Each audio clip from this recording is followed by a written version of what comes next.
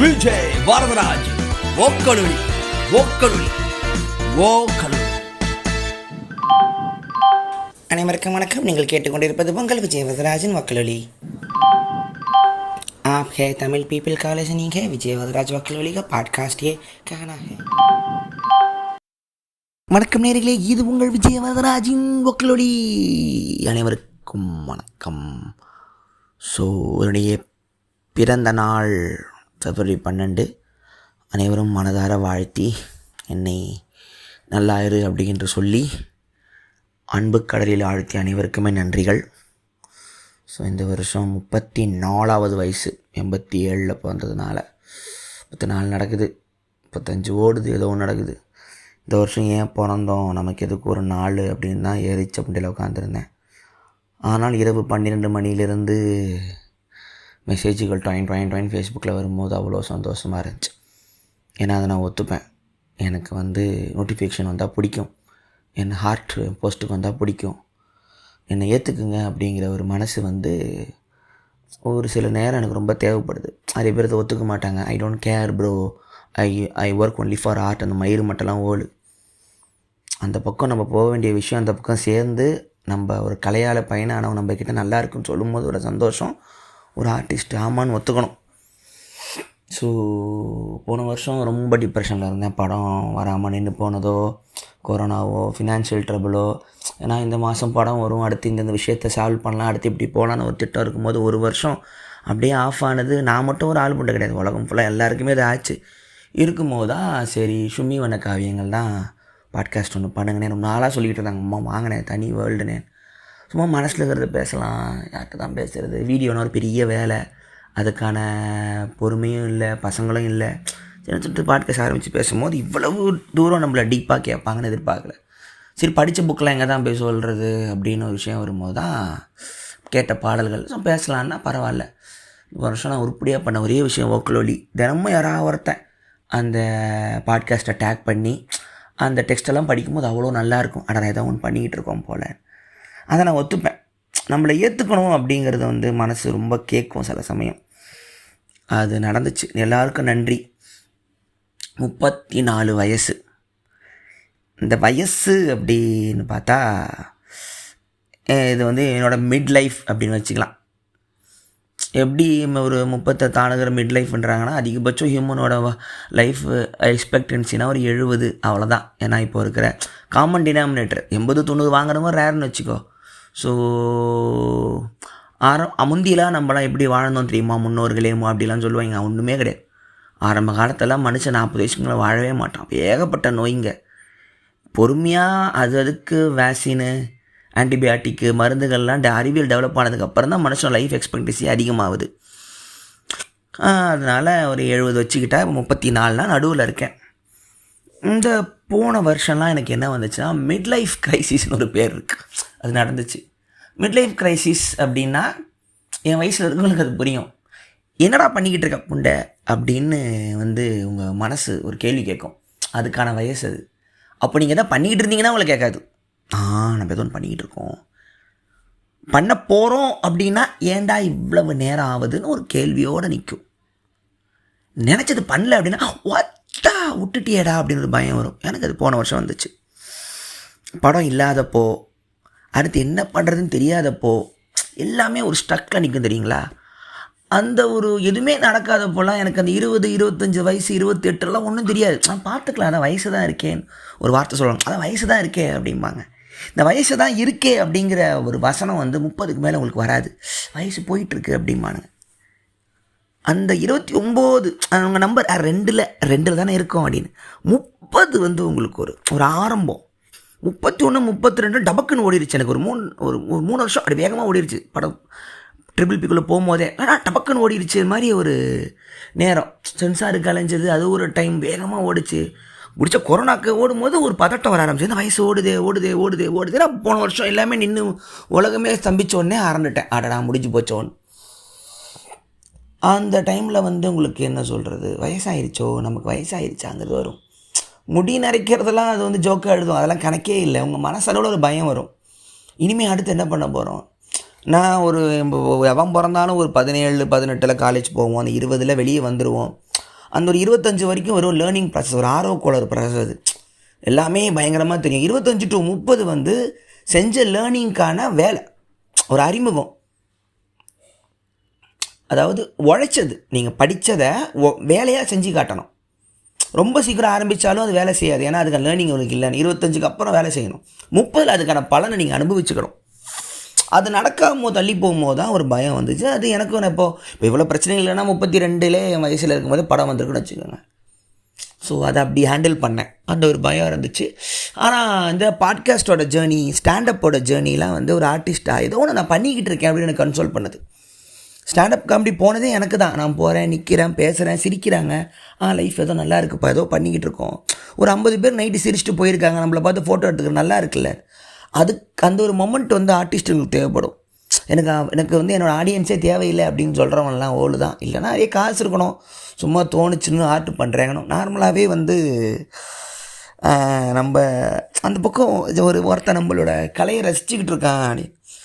எனக்கு தெரிஞ்ச ஒரு பெரிய ஒரு ஆர்டிஸ்ட் ஒருத்தர், அவர் வந்து ரொம்ப டல்லாக இருக்கிறேன், ரொம்ப சூசைடல் தாட்லாம் வந்துச்சுங்க அப்படின்னாரு. நான் சொன்னேன், யோ உன்னை நம்பி எவ்வளோ பேர் அந்த பக்கம் இருக்கா, அதை முதல்ல நினச்சிப்பாரு அப்படின்னேன்.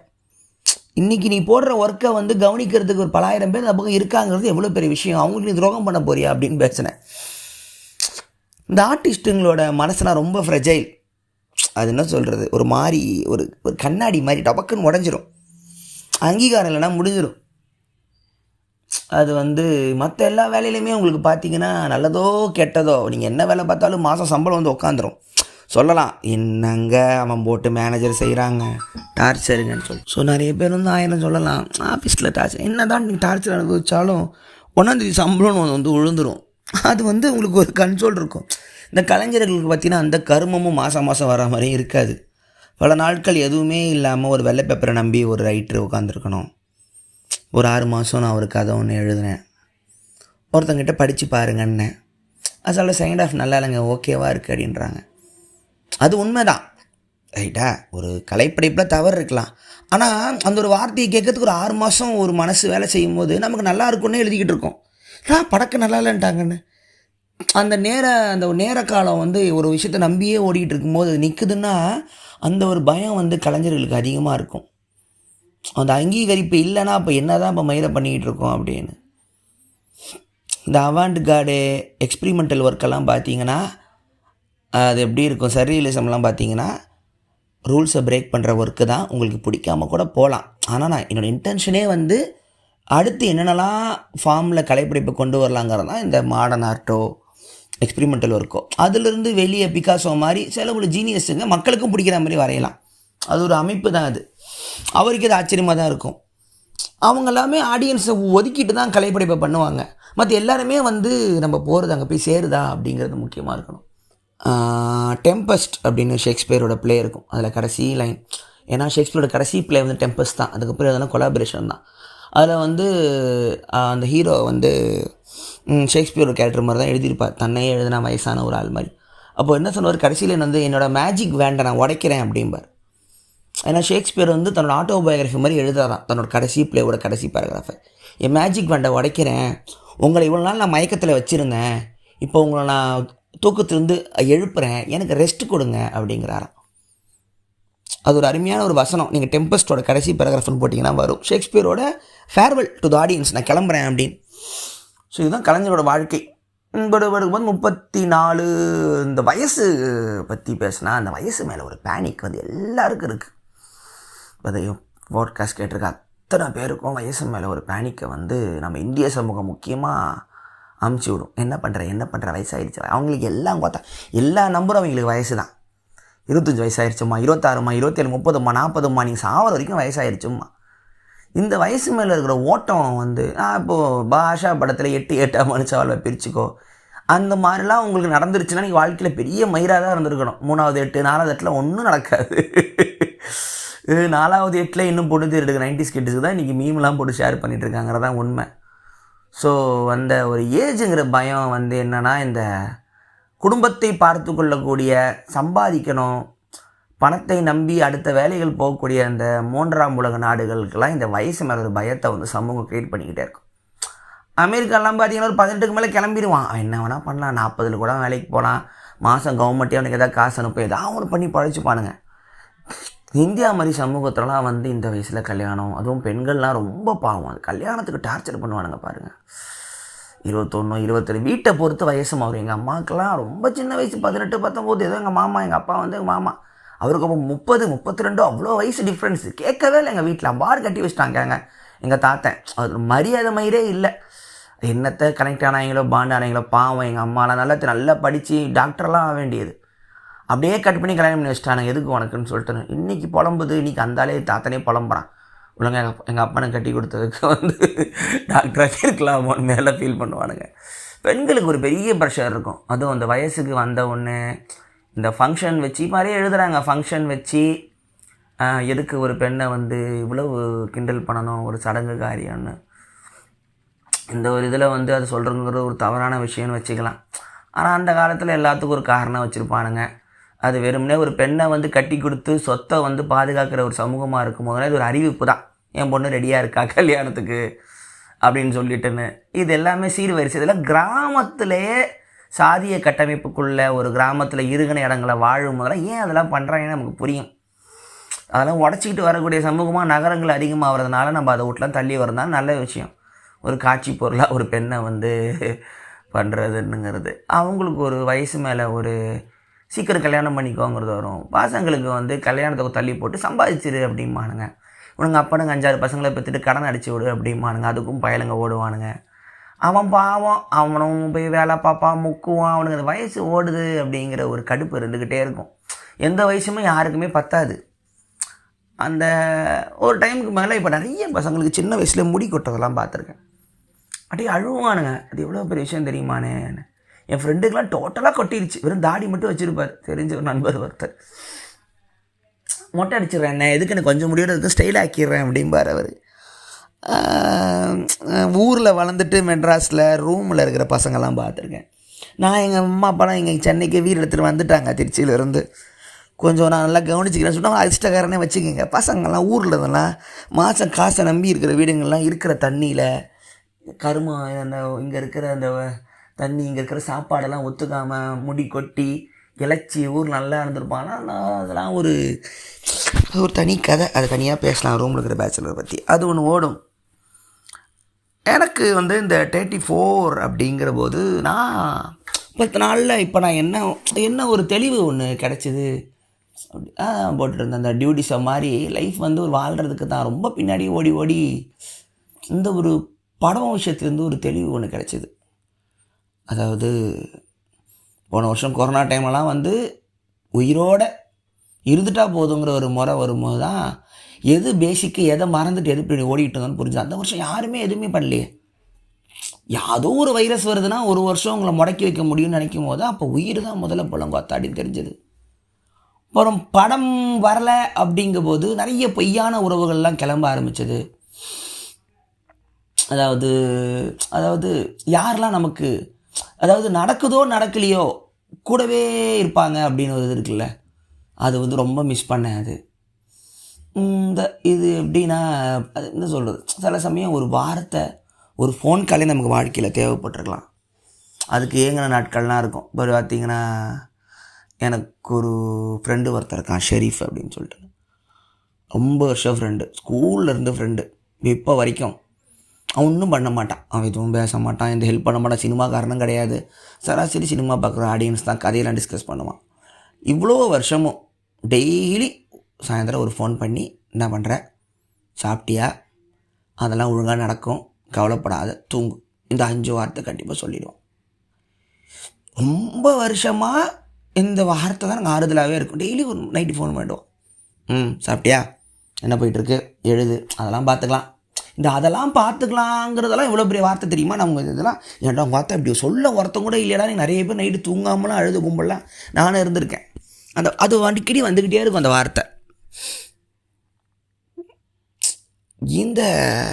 இந்த ஷெரீஃபே வந்து ஒரு முறை எப்போ உடஞ்சான்னா, இது கூட இல்லை, இந்த சிஐஏ ஆக்ட் வரும்போது இந்த முஸ்லீம்களுக்கு செக் பண்ண போகிறோம், ரெக்கார்டு எடுக்க போகிறோம்னு சொல்லும்போது அழுதுட்டான் ஃபோனில். என்னடா என்னையே தெரியலடா. ஏன்னா அவன் என்ன ஒரு ஹிந்துவாக தான் பார்க்குறான். ஹிந்துவா கூட பார்க்கல, எனது டேர்மில் பேசுகிற மாதிரி அவனுக்கு ஒரு பயத்தில் என்னடா இப்படி போயிட்டுருக்கு, அப்போ நாங்களாம் இந்த ஊரில் இருக்கவே கூடாதான்னா. நாங்கன்னு சொல்லும்போது என்னடா ஒதுங்கிட்டான், ஒதுங்கிறது இல்லைல்ல.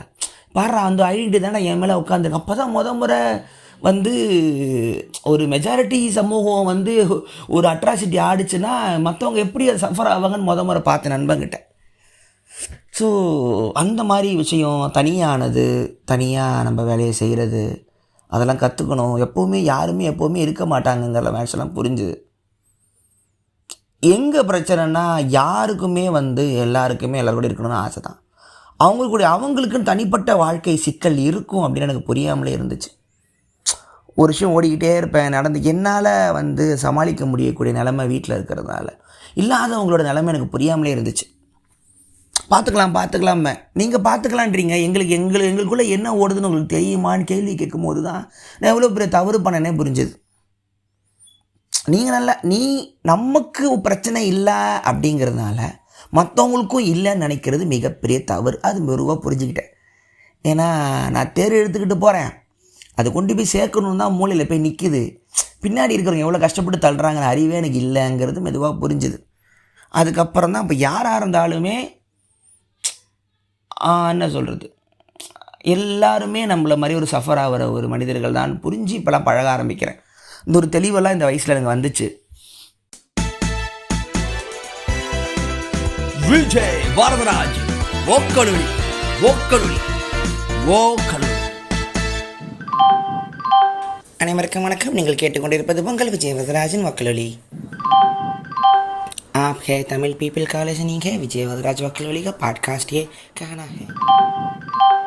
ஸோ அந்த 34ங்கிற வயசில் மேன் அப்படிங்கிற ஒரு கிளாரிட்டி ஒன்று வருது. ஸோ 30 தாண்டும் பொழுதே அது நீங்களாம் உஷாராக இருக்கணும். பதட்டம் வேணாம், பதட்டங்கிறது வேணாம். ஏன்னா எப்போ உங்களுக்கு என்ன நமக்கு நடக்கும்னு யாருக்கும் தெரியாது. மெச்சூரிட்டி கொண்டு வந்துடுங்க. உறவுகள் மேலே, நண்பர்கள் மேலே அவனுக்கு என்ன பிரச்சனையோ அப்படிங்கிறது செம்ம டைலாக் ஒன்று. அது என்றைக்குமே வந்து யாராவது அவங்க மேலே கோவப்பட்டாலோ, எதிர்த்து பேசினாலோ, நல்லா பேசிட்டு திடீர்னு ஒரு நாள் கோவப்பட்டாலோ உங்களை பர்சனலாக பேசான்னு எடுத்துக்காதீங்க. ஒரு வார்த்தையை சொல்லிக்கிங்க, அவனுக்கு என்ன பிரச்சனையோ அப்படிங்கிறது தான் உங்களுக்கு தெளிவான ஒரு பதில். ஏன்னா எந்த ஒரு மனுஷனும் வந்து அன்பாக இருக்க தான் ஆசைப்படுவான். அவனை மீறி ஒரு பொருளாதார சூழலோ உறவு சூழலோ நெருக்கும் பொழுது அவனால் கட்டுப்படுத்த முடியாமல் ரியாக்ட் பண்ணுறது உங்கள் மேலே இல்லை, அவனுக்கே அவன் மேலே ஒரு கோவம்னு அர்த்தம். அது ஒன்று கற்றுக்கிட்டேன். சரி, இதெல்லாம் போது 34, அடுத்த வேலையை பார்ப்போம். இன்றைக்கி வந்து February 17 வந்து ஜே கிருஷ்ணமூர்த்தி அவரோட நினைவு நாள். அடிக்கடி அதை பற்றி நான் பேசியிருப்பேன், அவர் போஸ்ட்லாம் டேக் பண்ணுவேன். ஜே கிருஷ்ணமூர்த்தி ஒரு ஞானம் அடைந்தவர். கடவுள் நம்பிக்கை இல்லாதவங்க இதுக்குள்ள நம்பிக்கை, இது கடவுளுங்கிற கணக்கில் கூட வராது. அவருமே அப்படி ஒன்று இல்லைன்னு தான் சொல்ல வராரு. ஓஷோ அதிகமாக மதிக்கும் குருஜெஃப் ஜே கிருஷ்ணமூர்த்தி 2-3 பேர் தான் மதித்து பேசும். ஜேகேம்பாங்க. இன்றைக்கி நீங்கள் பார்த்தீங்கன்னா ஜேகே வந்து நம்ம ஊருக்காரரு, ஆந்திரா, அந்த டைமில் ஆந்திரா மாகாணம் அந்த மாதிரில பிறந்தவர். அவர் வந்து இன்றைக்கி நீங்கள் சென்னையில் பார்க்குற பெசன்ட் கிடைக்கிற பெரிய வரலாறு இருக்குது. ஜேகேவோட வரலாறும் அதில் இருக்குது. ஜேகே வந்து பீச்சில் சுற்றிக்கிட்டு இருக்கும் பொழுது லெட் பீட்டர் அப்படின்னு ஒருத்தர் பார்க்குறார். யாராம் பார்த்தா அது லெட் பீட்டர் அப்படின்னா தியோசபிக்கல் சொசைட்டின்னு ஒன்று இருக்குது சென்னையில். அவங்க வந்து ஒரு காலத்தில் வந்து ஹெலனா பிளாவட்ஸ்கின்னு ஒரு ரஷ்யன் ஸ்பிரிச்சுவலிஸ்ட், அவங்க வந்து ஆரம்பித்த ஒரு அக்கல்ட் ஆராய்ச்சி கூடம் அது. இன்றைக்கி நீங்கள் அந்த காம்பவுண்ட் சுற்று வழியாக பார்த்தீங்கன்னா நிறைய பில்டிங்கில் மூடியே வச்சுருப்பாங்க. அதெல்லாம் ஒரு காலத்தில் வந்து புத்தரை வந்து திருப்பி ரீப்ரொடியூஸ் பண்ணலான்னு ரீஇன்கார்னேஷன் மேட்டர்லாம் பண்ணிக்கிட்டு இருந்த ஒரு ஹப், அது ஒரு அக்கல்ட் ஹப்பு. இந்த பிளாவட்ஸ்கியோட ஐசிஸ் அன்வீல்டுன்னு ஒரு புக் இருக்கும்.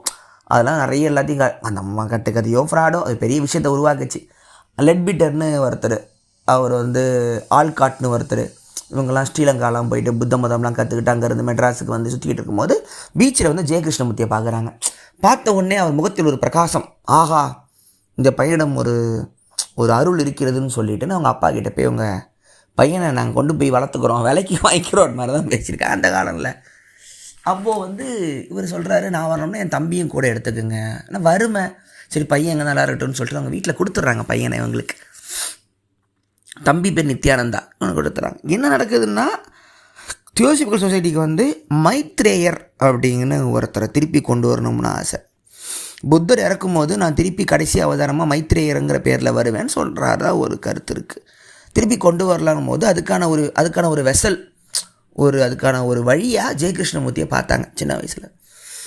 ஸோ இந்த இடத்துல தான் அன்னி பெசன்ட் அம்மையார் நம்ம தமிழ் புக்கில் படித்தவங்க வராங்க. அவங்க வந்து ஜேகேக்கு அம்மா மாதிரி தத்தெடுக்கிறாங்க, வளர்க்குறாங்க. ஜேகே போது படிக்க வைக்கிறாங்க, லண்டன்லாம் போய் படிக்கிறாரு. கூட நித்யானந்தாவும் தம்பியும் போகிறாரு. வறுமையில் உழன்றவங்க இன்றைக்கி வேறு லெவலில் 2 பேர் இருக்கிறாங்க. என்ன பண்ணுறாங்கன்னா ஸ்பிரிச்சுவல் ட்ரைனிங் பயங்கரமாக தராங்க. அடுத்த புத்தருக்கான ஒரு நல்லா புரிஞ்சுக்கிங்க, ஜெய கிருஷ்ணமூர்த்தி தானாக ஆன்மீக பாதைக்கு செல்லலை, ஆன்மீக பாதைக்கு தள்ளப்படுறார். வறுமையின் காரணமாக ஒரு கும்பல் வந்து இவரை கொண்டு போயிடுறாங்க. தினமும் ட்ரைனிங்கு, ஸ்பிரிச்சுவல் எக்ஸசைஸு, நல்ல காலேஜு, பெஸ்ட்டு இங்கிலீஷ். அவர் இங்கிலீஷ்லாம் வேறு லெவலில் இருக்கும். இந்த எக்ஸசைஸ்லாம் ரொம்ப இன்டென்ஸாக போய் மைத்ரேயர் வந்து ஜேகே வழியாக வருவாருன்னு சொல்லும்போது நித்யானந்தாவும் கூட இதில் ஈடுபடுறாரு. இந்த இன்டென்சிட்டி ஒரு முறை தாங்காமல் நித்யானந்தா இறந்து போகிறார். அங்கே ஜேகே ஆஃப். ஏண்டாங்கொத்தான் என்னை அடுத்த கடவுளுன்றீங்க, அடுத்த புத்தராக்கலான்றீங்க, அப்படின்னா என் தம்பி ஏண்டா அவங்கள காப்பாற்ற முடியலன்னு ஒரு கேள்வி வருது. அப்போ தான் இந்த மாதிரி கம்யூனிட்டிங்கெல்லாம் ஒரு ஓலோ அப்படின்னு ஜேகேக்கு ஒரு டவுட் வர ஆரம்பிக்குது, ஒரு கோவம் வர ஆரம்பிக்குது. ஸோ அப்போ தான் வந்து அவருக்கு வந்து தனியாக போய் நம்ம தப்பிச்சிடலாம் போது இவங்க எல்லோரும் சேர்ந்து ஒரு இது ஆரம்பிக்கிறாங்க. Order of the star in the east அப்படின்னு ஆரம்பிக்கிறாங்க.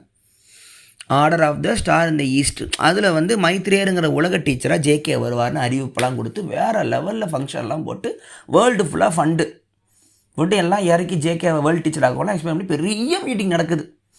தலைவர் போகிறாரு, போய் நிற்கிறாரு. நான் இந்த சபையை கலைக்கிறேன் அப்படிங்கிறாரு போய். அதாவது மீட்டிங்கை உலக டீச்சர் வந்து முதல்ல தான் சொல்கிறார். பொம்மால் எல்லா வெள்ளைக்கார கண்டாடிகளுக்கும் ஷாக்கு. அப்போ தான் சொல்கிறாரு, தேர் இஸ் நோ மாஸ்டர் அப்படின்றார். ஒரு டீச்சருங்கிறது உலகத்துக்கு கிடையாதுங்கிறாரு. அப்போ தான் ஒரு அதிகமாக நல்ல ஒரு வார்த்தை சொல்கிறார், truth is a pathless land. வழியற்ற ஒரு நிலம், இதுதான் வழி, உண்மையை தேடி போகிறதுக்குன்னு ஒன்று இல்லை. ஸோ அதை சொல்கிற ஒரு டீச்சரும் இல்லை, நான் கலைக்கிறேன் அப்படின்னு சொல்லிவிட்டு உலகம் ஃபுல்லாக பயணம் பண்ண ஆரம்பிக்கிறார். சொத்துக்கு எல்லாத்தையும் திறந்துட்டு முத்து ரஜினி மாதிரி போயிட்டு வராப்பில் ஜெய கிருஷ்ணமூர்த்தி. இன்றைக்கி அவரோட இருந்த சுத்தின அந்த இடங்கள் தான் இன்றைக்கி பெசன் நகரில் ஜேகேவோட ஃபவுண்டேஷன் ட்ரஸ்ட்டுன்னு சொல்லிட்டு பெருசாக இருக்கும். நீங்கள் தியோசபிக்கல் சொசைட்டி இப்போ போனால் கூட அங்கே லைப்ரரிலாம் இருக்கும். நான் ஒரு முறை போய் பார்த்துருக்கேன். அங்கெல்லாம் போனீங்கன்னா ஃபஸ்ட்டு இங்கிலீஷில் ட்ரான்ஸ்லேட் ஆன பகவத்கீதா, அந்த புக்கு, இந்த புக்கு, அக்கிள்ட்டு புக்கெலாம் சேவ் பண்ணி வச்சுருப்பேன் என் கனடியை கொண்டுல. ஒரு முறை நான் மட்டும் போய் பார்த்துக்கிட்டு இருந்தேன். ஏதோ ஊர்லேருந்து கிளம்பி வந்து என்னை பைத்தியக்கார மாதிரி பார்த்தானுங்க அங்கே. அது வந்து போனார். ஜெய கிருஷ்ணமூர்த்தி என்ன சொல்லுவார் அப்படிங்கிறது வந்து இன்டலெக்ட் இந்த ஞான யோகா அப்படிம்பாங்க. ஞானத்தாள், இன்டலெக்டால். கர்மயோகா, பக்தி யோகா, ஞான யோகான்னு 3 இருக்கும். கர்மயோகானா செயல் மூலமாக, ஞான யோகானா அறிவு கூர்மை மூலமாக, பக்தி யோகானா பக்தி, எனக்கு அறிவும் வேணாம் செயலும் வேணாம், என்றைக்குமே கடவுளை நம்பி இருக்கிற 3 இதில் ஓடும். இந்த மீராபாய், ராமகிருஷ்ண பரமஹம்சர், இந்த கும்பல்லாம் பக்தி யோகாவில் வரும். இந்த ஞான யோகாவில் ஜெய கிருஷ்ணமூர்த்தி, ரமண மகரிஷிலாம் வருவாங்க. ஓஷோ கூட எல்லாம் வரும். கர்ம யோகாங்கிறது எனக்கு இந்த யோக முறை இருக்குல்ல, இந்த உடம்பை வளைச்சி ஆசனாலாம் பண்ணி அதில் வருவாங்க. இந்த ராஜயோகா வந்து விவேகானந்தர் தனி டிபார்ட்மெண்ட், அவரை பற்றி அப்புறம் பேசிக்கலாம் மைசூர் பாக்கி. ஸோ இது வராரு. அப்புறம் என்ன சொல்லுவார் அப்படின்னா, ஓஷோ சொல்லும். ஓஷோ முதல்ல ஜெய கிருஷ்ணமூர்த்தி படித்தா உங்களுக்கு புரியாது. உங்களுக்கு புரியணும்னா ஓஷோ முதல்ல படிங்க. ஓஷோ என்ன சொல்லும்னா, நான் வந்து அதாவது நானும் ஜெய கிருஷ்ணமூர்த்தியும் 2 பேரும் ஒரு மலையில் ஏறி மலையோட உச்சியிலேருந்து ஒரு ஞானத்தை பார்த்துட்டோம், அந்த ஊரை பார்த்துட்டோம். ஆனால் நான் ஒரு ஆங்கிள் இருந்து பார்த்தேன், அவர் ஒரு ஆங்கிள் இருந்து பார்த்தார். ஆனால் 2 பேருமே அந்த பயணத்தை அடைஞ்சிட்டோம். அதனால் அவர் பார்த்த ஆங்கிள் வேறு, நான் பார்த்த ஆங்கிள் வேறு. அதனால் எந்த புரியாத மாதிரி ஜேகே புரிய எதிர்பார்க்காது. ஆனால் அவர் சொல்கிறதெல்லாம் உண்மை அப்படின்னு சொல்லும். ஜேகேக்கு என்ன பிரச்சனை அப்படின்னா, அவரை வந்து உலக டீச்சராக அவர் நார்மலாக வாழ்ந்த பையனை பிடுங்கி ஒரு இடத்துல கொண்டு போய் அவரை அடைச்சி அவர் தம்பியை இறந்து போன ஒரு கடுப்பில் டீச்சருங்கிற பேரே அவருக்கு ஆகாது. அவருக்கு ஓஷோவே ஆகாது. இவர் டைமில் தான் ஓஷோவும் நல்லா போயிட்டு இருந்தார். ஸோ ஓஷோ என்ன பண்ணும், ஜெய கிருஷ்ணமூர்த்தி இருக்கிற ஃபங்க்ஷனில் இந்த ஓஷோவோட சன்னியாசிகள் அந்த மாலை ஆரஞ்சு ட்ரெஸ் எல்லாம் போட்டு ஃப்ரண்ட் ரோவில் போய் இது உட்கார வச்சுருமா. அவர் வேறு ஏதோ பேச வருவார். அந்த ஓஷோ சன்னியாசிகளை பார்த்துன்னு கத்த ஆரம்பிச்சிருவார். டீச்சரே போயின்னு சொல்லி இருந்தாலும் ட்ரோல்லாம் பண்ணியிருக்கான் ஜேகேவை. ஏன்னா ஜேகேக்கு வந்து டீச்சருங்கிற வார்த்தை மேலே ஒரு கோவம், தன்னை அப்படி வந்து வலுக்கட்டாயமாக ஆன்மீகத்துக்கு இழுத்தாங்களேங்கிற கோவம். அதாவது அவர் உண்மையவே அடைஞ்சிட்டாலும் அது ஏன் சாய்ஸை நடக்கலையேங்கிற கோவம். அதனால் அவருக்கு கடைசி மரணிக்கிற வரைக்கும் அப்பப்போ அவருக்கு பயங்கர தலைவலி வருமா. ஜெய கிருஷ்ணமூர்த்தி நோட் புக்ஸ்ன்னு இருக்கும், அதை எடுத்து படிச்சிங்கன்னா போடுவார். பயங்கர தலைவலி. ஏன்னா நீங்களாக ஒரு ஆன்மீக பாதையை தேடுறதுக்கும் உங்களை கம்பல் பண்ணி கொண்டு போகிறதுக்கும் உடம்பு அவருக்கு தாங்கலை. அவரை ஞானம் அடைய வச்சானுங்க. அவங்களோட சுயலாபத்துக்கு அந்த கோவம் அடிக்கடி தலைவலிக்கும், ஃபுல் தலைவலி அப்படிம்பார். ஓஷோலாம் வந்து அவராகவே தேடினது அது. அதனால் ஓஷோ சொல்லும், உங்களுக்கு ஜேகே புரியணும்னா முதல்ல என் வழியாக வாங்க அப்படிம்பார் ஓஷோ. ஏன்னா நான் உங்களுக்கு கையை பிடிச்சி ஜேகே கிட்ட விட்றேன், அப்புறம் போங்க.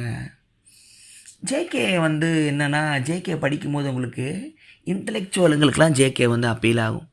சராசரி மனிதனுக்கு ஜேகே சுமத்தி கோவம் வரும்.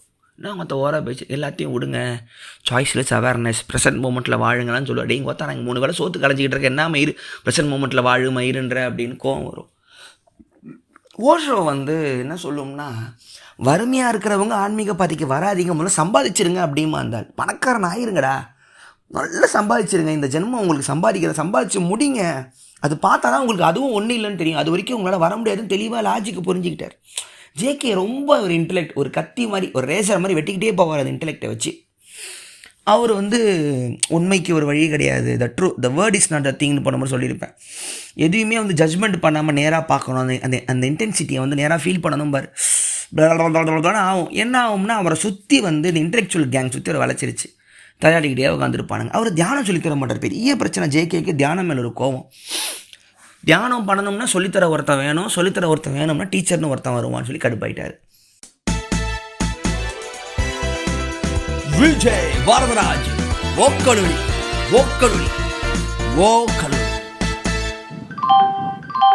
அனைவருக்கும் வணக்கம். நீங்கள் கேட்டுக்கொண்டிருப்பது உங்கள் விஜய் வரதராஜின் வக்கலொலி.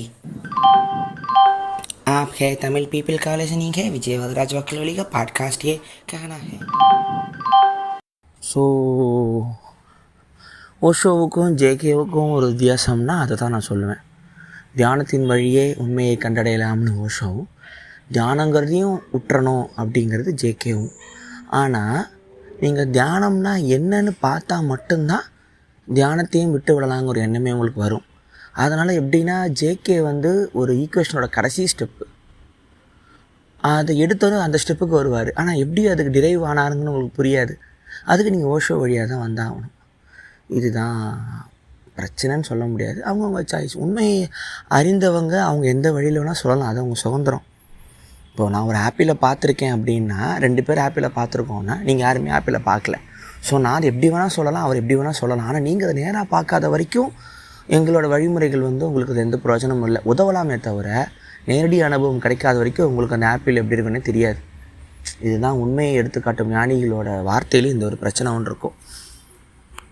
உலகம் ஃபுல்லாக சுற்றுறாரு. அப்புறம் இங்கே இந்த ஸ்கூல்னு ஒரு இது ஒன்று ஆரம்பிக்கிறாரு, கல்வி முறையை வந்து மாற்றணும் அப்படிங்கிற இதில் வந்து அவர் இருந்தார். ஸ்கூலில் வந்து எப்படின்னா, ஒரு ஒரு ஒரு பெரிய பையன் ஒரு சின்ன சேனலில் படிக்கிறவனா ஒரே ரூமில் தங்கி, அக்கா தம்பி, அண்ணன் தம்பி, அண்ணன் தங்கச்சி, இந்த மாதிரி ரிலேஷன்ஷிப்பில் பசங்க வளரணும், அடிக்கக்கூடாது, இந்த மாதிரி ஒரு வளர்க்குற ஒரு விஷயமாக போயிட்டு ஒரு ஒரு பாட்டு. ஆனால் அவன் ஜேகே வந்து கடைசி காலம் வரைக்கும் வந்து ரொம்ப நொந்து போய் நம்ம சொல்கிறது எங்கேயும் வேலை செய்யலையோ அப்படிங்கிற ஒரு விரக்தியில் தான் இருந்தார். எல்லா ஞானிகளுக்குமே நடக்கும், ஓஷோவாக இருக்கட்டும் ஜேகேவாக இருக்கட்டும். என்னை சுற்றி ஒரு இன்டலெக்சுவலாக நான் சொல்கிறத யாருமே புரிஞ்சிக்கலனே கோவப்படுவார். இதுக்கான பதிலை தான் ஓஷோ சொல்லும், நீ தியானம் வேணாங்கிறிய தாத்தா, அது பார்த்தா தானே அவனை என்ன சொல்கிறேங்கிற ஒரு நேரடி அனுபவம் கிடைக்கும், நீ அதையும் கட் பண்ணுறியே அப்படிங்கிற ஒரு விஷயம்தான். அந்த ஒரு வேறுபாடு தான் இருவருக்கும். மற்றபடி மிகப்பெரிய ஒரு என்ன சொல்கிறது, ஒரு மிகப்பெரிய ஒரு கொடை அவர் இந்த உலகத்துக்கு.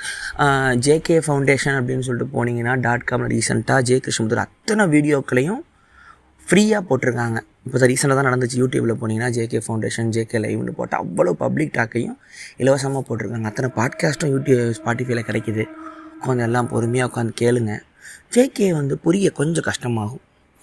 ஜேகே என்ன சொல்லுவார்னா, the moment of thought, choiceless அவேர்னஸ்னு சொல்லுவார்.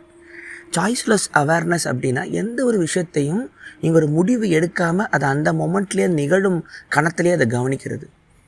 எடுத்துக்காட்டு வந்து ரொம்ப ஈஸியாக ஒரு சிம்பிளான ஸ்டெப் சொல்கிறேன். ஒரு மரம் ஒரு மரமோ ஒரு செடி கிட்டே போய் உட்காருங்க. உட்காரும் போதே உங்கள் மனசில் வந்து இது ஒரு மரம், இது ஒரு செடிங்கிற ஒரு இமேஜ் ஃபார்ம் ஆகும். அதோட சயின்டிஃபிக் டேர்ம், அது என்ன பண்ணும், அப்புறம் அதோட பாஸ்ட்டு ப்ரெசன்ட் அத்தனையும் மறந்துட்டு அந்த செடி கொடியை உங்களால் ஒரு 15 நிமிஷம் ஒவ்வொரு செகண்டும் அதை வெறுமனே ஒரு செடியாக உங்களால் கவனிக்க முடியுமா? அந்த நொடியில் அந்த செடி மேலே பறந்த தூசு, அந்த செடியோட வேர், அந்த செடியோட மனம், அந்த இலையோட மனம், அதை சுற்றி இருக்கிற செடிங்க, அந்த மொமெண்ட்டில் அந்த செடி மேலே வீசுகிற காற்றுன்னு உங்களால் அந்த நிகழ்காலத்தில் உங்களால் இருக்க முடியுமா? அதை கவனித்து பாருங்கள். உங்களால் ஒரு 10 செகண்ட் கூட முடியாது. நிகழ்காலத்தில் எந்த ஒரு தாட்டுமே இல்லாமல் ப்ரெசன்ட் மூமெண்ட்டை கவனிக்கிறது உங்களால் எவ்வளவு கஷ்டம்னு தெரியும் போது தான் எப்பேற்பட்ட கண்டிஷனிங்கில் வந்து மனிதன் வாழ்ந்துக்கிட்டு இருக்கான் அப்படிங்கிறது உங்களுக்கு புரியும். இதைத்தான் உடைங்க, கவனிங்க சாய்ஸ்லெஸ் அவேர்னஸ் அப்படிங்கிற வார்த்தையை வந்து ஜேகே சொல்கிறார். அதுக்கப்புறம் டைமை பற்றி பேசுவாங்க. இதில் வந்து நடுவில் என்ன ஆச்சுன்னா, இந்த குவாண்டம் ஃபிசிக்ஸ் முடிச்சுட்டு குவாண்டம் ஃபிசிக்ஸ் மூலமாக உலகம் வந்து மாயைங்கிற ஒரு நிலைமைக்கு அறிவியல் அறிஞர் வந்ததுக்கப்புறம் டேவிட் போம் அப்படின்ற மிகப்பெரிய குவாண்டம் ஃபிசிக்ஸ் வந்து ஜேகே சொல்கிற விஷயத்து மேலே அவருக்கு ஒரு விடை கிடைக்கிது. ஏன்னா குவாண்டம் ஃபிசிக்ஸ்குள்ளே போனீங்கன்னா எல்லாமே தாட்டில் தான் பிரச்சனை இருக்குங்கிற சயின்ஸ் சொல்லுது. ஒரு கால்குலேஷன் இருக்கிற சயின்டிஸ்ட் தான் இந்த ஈவெண்ட்டுக்கே பிரச்சனைன்னு தெரியும்போது, ஸோ தாட்டு தான் எல்லாமே மனம்னு புத்தரோட கொள்கைக்குள்ளெல்லாம் அவங்க வரும்போது தான் ஜேகே மேலே ஈடுபாடு வந்து டேவிட் போமும் ஜெய கிருஷ்ணமூர்த்தியும் பேசின அத்தனை டாக் இருக்கும். ஒரு சயின்டிஸ்ட், ஒரு உண்மையை தேடுற ஒரு அறிவியல் மனிதனும் உண்மையை அறிந்த ஒரு ஞானி 2 பேரும் உட்காந்து பேசினா எப்படி இருக்குன்னு பாருங்கள். யூடியூப்பில் அவ்வளோ வீடியோஸ் இருக்குது. Rational mind. இப்போ உங்களுக்கு என்னால் தியானம்லாம் பண்ண முடியாதுங்க, எனக்கு அதுக்கான பொறுமையோ அது கிண்டலாக இருக்குது, நான் வந்து இன்டலெக்டாக நான் பெரிய மயிறு பிடிங்கின்னு நீங்கள் ஃபீல் பண்ணால் கூட ஜேகே வழியாக நீங்கள் படிக்கும்போது உங்களுக்கு சில விஷயம் புரியும். அது கவனிங்க. இந்த குவாண்டம் ஃபிசிக்ஸ் அவங்களாம் வந்து உங்களுக்கு அதை பற்றி புக்கு படிக்கணுமா, தாவோ ஆஃப் ஃபிசிக்ஸ் ஒரு புக்கு இருக்கும்.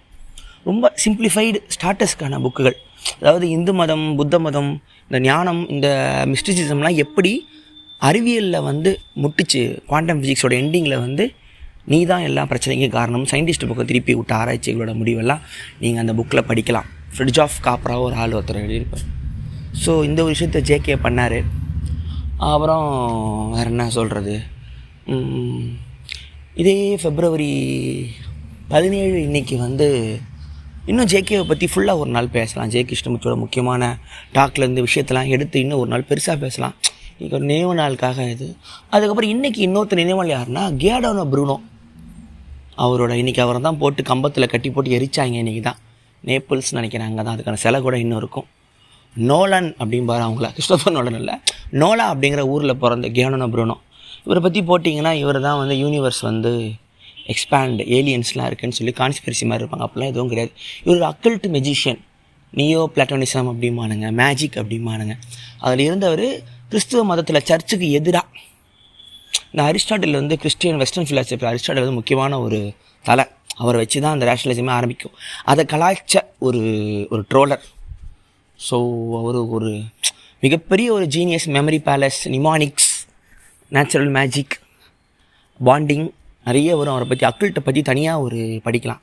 அக்கல்ட்டுனா இந்த சாத்தான் சிலை, கொம்பு, பேய், ரத்தம், விச்சு, காட்டேரி, நரபடி, இதெல்லாம் ஓடு. அது மிகப்பெரிய ஒரு ப்ராப்பரான இப்போ இருக்கிற சயின்ஸுக்கு முன்னாடி இருந்த ஒரு விஷயம். ஆல்கமி, ரெனைசன்ஸில் இருந்து அத்தானிஷஸ் கிருஷ்ணர் அண்ட் அதெல்லாம் தனியாக ஒரு குரூப், அதை தனியாக ஒரு நாள் பார்க்கலாம். ஸோ அதை பார்க்கலாம். ஸோ ப்ரூனோவை எரித்த ஒரு நாள். ப்ரூனோ தான் அந்த லாஸ்ட்டு, அதாவது ரெனைசன்ஸ் அதாவது அறிவியல் மெஜிஷியன். அக்கல்ட்டு வந்து சர்ச்சை பாதித்து இதுக்கு மேலே மொத்தம் எவனுமே அக்கல்ட் சயின்ஸ் பற்றி பேசக்கூடாதுன்னு சர்ச்சு வாய மூடின கடைசி ஆள் ப்ரூனோ. அதுக்கப்புறம் வந்தது எல்லாமே வந்து அதுக்கப்புறம் என்லைட்மெண்ட் ஃபேஸ் வருது, ரேஷனல் மைண்டுக்குள்ளே வருது. அக்கல்ட்டை பற்றி பேச பயப்பட ஆரம்பிக்கிறாங்க. ஸோ இன்றைக்கி அவர் எரித்த நாள். ப்ரூனோ பற்றி உங்களுக்கு தெளிவாக புரிகிறதுக்கு கொஞ்சம் அக்கல்ட்டோட ஹிஸ்ட்ரிலாம் படிக்கும்போது ப்ரூனோ எந்த இடத்துல வரணும்னு உங்களுக்கு நான் சொல்கிறேன். ஃப்ரான்சிஸ் எய்ட்ஸ், அந்த நெமாடிக் ட்ரெடிஷன், அது பெரிய புக்கெல்லாம் இருக்குது. இன்னும் உங்களை பழைய குழப்பத்துக்குள்ளே ஆள்றதுக்கு நான் இங்கே இருக்கேன். ஸோ போச்சு. ஸோ என்னோடய வயது பற்றி பேசணும், ஜெய கிருஷ்ணமூர்த்தி பேசணும். ஜெய கிருஷ்ணமூர்த்தி கிட்ட நம்ம ஊரில் அவர் சென்னைக்கு வந்து நம்ம ஊருக்காரர் தானே வந்து உட்காந்து பேசும்போதெல்லாம் அதிகப்படியாக போய் உட்காந்து அமர்ந்த ஆட்கள் பல இருந்தாலும் எனக்கு மிகவும் பிடித்தவர், ஜேகேவை தமிழ் உலகத்துக்கு அதிகமாக அறிமுகப்படுத்தியவர் திரு பிரமிழ், தமிழ் எழுத்தாளர் பிரமிழ் அவர்கள். நான் தமிழ் எழுத்தில் அதிகமாக விரும்பி படிக்கக்கூடிய எழுத்தாளர். பிரமிழ் பார்த்திங்கன்னா அவரை பற்றி பெருசாக எதுவும் இருக்காது. ஏன்னா அவ்வளோ நல்ல மனுஷன், நல்ல எழுத்தாளர்னால எல்லாரோடையும் சண்டை, பிடிவாதக்காரன், ஒரு ஜீனியஸ் வந்தாலும் இன்டர்நெட் இல்லாத காலத்திலே எப்படியா இருந்தாலும் இவ்வளோ விஷயம் படித்து தெரிஞ்சுக்கிட்டான். சாப்பாடுக்கு வழி இல்லாமல் ரோஷப்பட்டு ஒன்றும் இல்லாமல் வஞ்சகாமலை வந்து தனியாக ஒரு இடத்துல இறந்து போனால் ஒரு மாபெரும் கலைஞன். இந்த உலகம் மறந்த தமிழ் சமூகம் மறந்த ஒரு கலைஞன் அவன். அம்மால வெறி முடியாது இவனுங்களாம். இப்பட்ட மக்களெல்லாம் அந்த சமூகம் ஒதுக்குதுன்னு சொல்லும் போது கோவம் தான் வருது. அதை பற்றி ஒரு நாள் பேசலாம். பிரமீலின் வாழ்க்கை, அவருக்கு நினைவு நாள் இந்த மாதம் வந்துச்சுன்னு நினைக்கிறேன். ஆமாம், ஒரு 4 நாள் முடியாதோ. பிரமிழ் கவிதைகள் படிங்க. பிரமிழ் கவிதைகள் அப்படின்னு சும்மா நெட்டில் போடுங்க, ஏதாவது வரும். கவிதைகள்லாம் படிங்க. தமிழ் கவிதைகள்லாம் சும்மா ஒரு நாளைக்கு ஒரு 4 லைன் படிச்சுட்டு தூங்குங்க. இலக்கியம் பெருசு, புத்தகம் பெருசு, வாழ்க்கை பெருசு, எண்ணங்கள் பெருசு. நிறைய பேர் இருக்காங்க படிக்கிறதுக்கு. நிறைய படிச்சிங்கன்னா அவங்களுக்கு வாழ்க்கை பெருசாகும். நம்ம ஒரு சின்ன கூண்டுக்குள்ளே மாட்டிக்கிட்டு இருக்கோங்கிற அறிவு வளரும். நம்ம பேசுகிற மதம், ஜாதி, இனம் எல்லாமே ஒரு மொக்கை. உலகம் எவ்வளோ பெருசு, பிரம்மாண்டம், இந்த அண்டம்னு உங்களுக்கு பொறுமையாக புரிய வரும். அது அந்த ஸ்டேஜுக்காக உங்களை இழுத்துக்கிட்டு நானும் இதை பார்த்துருக்கேன்னு கை கொட்டிக்கிட்டு என்னால் போக முடிஞ்ச அளவுக்கு நான் ஒக்கல் வழியில் ட்ரை பண்ணிக்கிட்டு இருக்கேன். அது ஒரு நல்ல விஷயம். ஸோ அதனால் நன்றி. இந்த பிறந்த நாளை மிக அருமையாக கொண்டாடிய ஒக்கல் ரசிகர்களுக்கு நன்றி, எல்லாருக்கும் நன்றி. அதனால் இது இன்னும் கொஞ்சம் அதிகமான டைம் கொஞ்சம் பேசுங்கன்னு எல்லாம் சொல்லிக்கிட்டு இருந்தாங்க. இப்போதைக்கு இந்த 1/2 மணி நேரம் மட்டும் முக்கிற மாதிரி வச்சுக்கிட்டு இன்னும் நாள் ஆவா அது 1 மணி நேரமாக மாற்றலாம். அதுக்கப்புறம் குரூப் பாட்காஸ்ட்லாம் கொண்டு வரலாம் அப்படின்னு சொல்லிட்டு இருக்கேன். ஸோ அதனால் பொறுமையாக பாருங்கள். அப்புறம் இந்த வாரம் ஏதோ ஒரு ரெக்கமெண்டேஷன் கொடுக்கலாம். ஏதாவது ஒரு படம் பாருங்கள் அப்படின்னா movie.com இருக்குது ஆப். அது இப்போதைக்கு போட்டிங்கன்னா ஒரு வாரம் ஃப்ரீ கொடுப்பான். அப்புறம் மாதம் 500 4 பேர் சேர்ந்து கட்டிக்கிங்க. நெட்ஃப்ளிக்ஸ் மாதிரி த டெட் பிக்ஸ்னு ஒரு படம் இருக்குது. கேத்தி யான் அவங்க யாருன்னா அந்த சூசைட் ஸ்குவாடுங்கிற மொக்கப்படம் எடுத்த ஒரு டேரக்டர். அவங்க பெரிய ஆள் சைனாவில். அவங்களோட படம் டெட் பிக்ஸ் அப்படிங்கிற ஒரு படம். திடீர்னு பன்னிங்கள்லாம் சைனாவோட ஆறில் 17,000 18,000 பன்னிங்க கிட்ட டெட் பாடிகளை மிதக்க ஆரம்பிக்குது. பார்த்தா அங்கே இருக்கிற விவசாயிங்கள்லாம் பன்னிங்கள் டம்ப் பண்ண ஆரம்பிக்கிறாங்க திடீர் நோயால். அந்த டைமில் எனக்கு அது பார்க்க சரியலாக இருந்துச்சு. அந்த டைமில் என்ன ஆயிருந்திருக்குன்னு ஒரு கதை எழுதினேன் அப்படின்னு சொல்லிக்கிட்டு இருந்தாங்க. புத்தகம் அப்படின்னு பார்த்தா இது டெரி பிராச்சட் புத்தகம் படிச்சுட்டு இருக்கேன். ஸ்வீட் கிராஸ்னு ஒரு புக்கு. இந்த ஈக்காலஜி, என்விரான்மெண்டலிசம், பூமியை எப்படி பாதுகாக்கணும், அதெல்லாம் பற்றிலாம் என்ன தான் பேசுகிறாங்க அப்படின்னு அந்த புத்தகங்கள்லாம் போயிட்டுருக்கு. பாடல் தொடர்ந்து கேட்டுக்கிட்டு இருக்கேன். இந்த முறை ஃப்ரெடி ஹப்பர்ட் FREDDIHBBARD அவரோட ஜாஸ் பாடல்கள் பற்றி கேட்டுட்ருக்கேன். இந்த வோக்கல் ஒலி ப்ளூஸ் பாட்காஸ்ட் மாதிரி ஜாஸ் எப்படி வந்துச்சு, ஜாஸோட வரலாறை பற்றி பார்க்கலாம். ஜாஸ் போட்டு பார்த்திங்கன்னா ரொம்ப பிடிக்காது. ஆரம்பத்தில் கோவம் வரும், கடுப்பாகும். அது ஏன் அப்படி இருக்குங்கிற ஒரு வரலாறு ஒரு மாதிரி பொறுமையாக பார்க்கலாம். ஸோ இதோட முடிச்சுக்கிறேன். ஒரு 10 நிமிஷம் இன்னும் விட்டால் கூட தொடர்ந்து பேசிக்கிட்டே இருப்பேன். ஆனால் இது எனக்கு நன்றி. ஒக்கலொடி, இது உங்கள் விஜயவர்தராஜின் ஒக்கலொடி. நன்றி நன்றி நன்றி ஃபார் எவ்ரிதிங். வணக்கம் நேயர்களே, இது விஜயவர்தராஜன் ஒக்கலொடி.